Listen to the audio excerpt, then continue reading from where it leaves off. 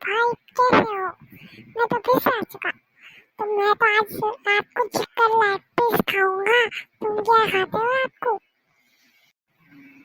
मैं भी खाऊंगा भाई, तुम ऐसे ज्यादा अमीर तो मैं हूँ, मैं आराम से खा लूंगा, तू नहीं खा पाएगा आज बैठ के। नहीं मैं खाऊंगा, मैं खाऊंगा, मैं खाऊंगा।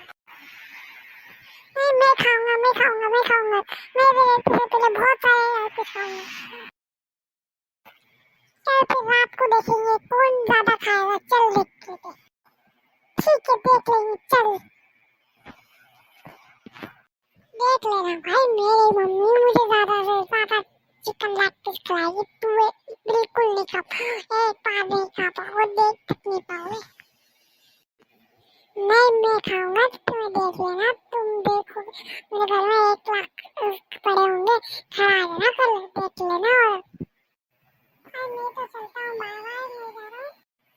मैं भी चलता हूँ भाई, ठीक है बाय बाय, मैं भी जा रहा हूँ। वैसे चिकन लेग पीस कितने खाने के वो भी बता दो, मैं आराम से खा लूंगा।